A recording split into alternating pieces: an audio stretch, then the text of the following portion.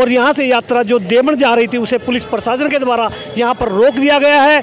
अब जानना चाहेंगे कि क्यों कारण है कि यात्रा रोक दी गई है। ये तो यशवीर जी महाराज ही बताएंगे कि यात्रा क्यों रोक दी गई है। क्योंकि यशवीर जी महाराज ओम या जो दारुल उलूम मदरसा है उसके जो मदनी मौलवी हैं उनसे आज शास्त्रार्थ को लेकर के अपनी यात्रा निकाली थी देवण जाने के लिए, परंतु मुजफ्फरनगर प्रशासन के द्वारा ये यात्रा यहीं पर रोक दी गई। यहाँ पर भारी पुलिस बल तैनात किया गया है।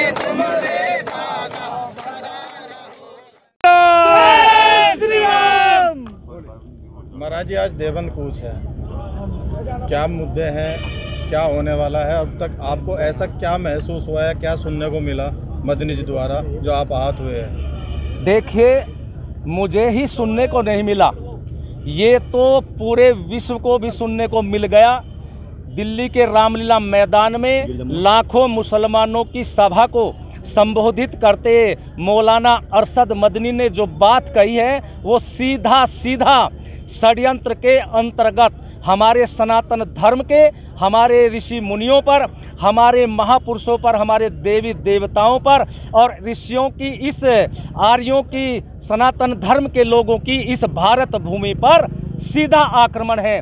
और इस आक्रमण को हम लोग बर्दाश्त नहीं करेंगे।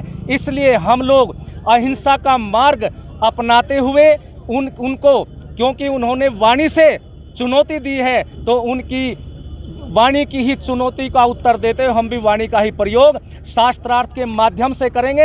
हमारे सामने वेद होंगे, ऋषियों के वचन होंगे, हमारे ग्रंथ होंगे, उनके माध्यम से हम उसके प्रश्नों को करेंगे और प्रश्नों का उत्तर उनसे चाहेंगे कि बताइए हमारे या तुम्हारे किस ग्रंथ में जो तैने कहा है वो कहाँ लिखा है। यदि वो उत्तर देगा तो वो देखेंगे और नहीं उत्तर दिया तब की बात देखी जाएगी। आपने 9 सवाल पूछे थे, क्या उनका जवाब आया है? हमने पहले भी 2 बार उनके पास पत्र भेजा और एक पत्र में उनको सारी बातें कही, उसने कोई उत्तर नहीं दिया। दूसरी बात फिर हमने उनको पत्र भेजा, दूसरी बार भी उन्होंने हमें वहां आने का निमंत्रण नहीं दिया और हमने उसको दूसरे पत्र में कहा कि देखिए आपने हमारे पत्र का उत्तर नहीं दिया तो आप लोगों का विषय है, लेकिन अब 28 फरवरी को हम सनातन धर्म के लोगों के साथ में जिनके अंदर धर्म की रक्षा की, भारत रक्षा की तीस है, दर्द है, उनको लेकर के तुम्हारे पास दारुल उलूम देवबंद आ रहे हैं और आप यहाँ सारी शास्त्रार्थ की व्यवस्था करें। व्यवस्था करना हर प्रकार की वो आपकी जिम्मेदारी है और आपकी संस्था की जिम्मेदारी है। हम तो आपके पास आ रहे हैं। तो आज ये सनातन धर्म के वीर वीरांगनाएं अपने हाथ में भारत का, सनातन धर्म का, ऋषियों का ये भगवा ध्वज लेकर के आ रहे हैं, जा रहे हैं और देवबंद कूच करेंगे और वहां जाकर के शास्त्रार्थ के माध्यम से उनके साथ में वार्तालाप करेंगे। अहिंसा का मार्ग हमारा है, शांति के साथ जाएंगे और शांति के साथ ही वापस अपने स्थान पर आ जाएंगे। कौन कौन से ग्रंथ लेकर जा रहे हैं आप? देखिए चारों वेद हैं, क्योंकि ये भारत माता की जय, क्योंकि ये भारत की जो संस्कृति है, सनातन धर्म है। से एक निवेदन है कि हम ये सनातन धर्म, ये भारत भूमि, ऋषियों की भूमि, ये वेदों के आधार पर है और वेद सबसे प्राचीन है। इससे प्राचीन कोई भी धर्म नहीं है। तो अपने उस प्राचीन ग्रंथ को, जिसके ऊपर सनातन धर्म की नींव टिकी हुई है, उन चारों वेदों को लेकर के हम जा रहे हैं।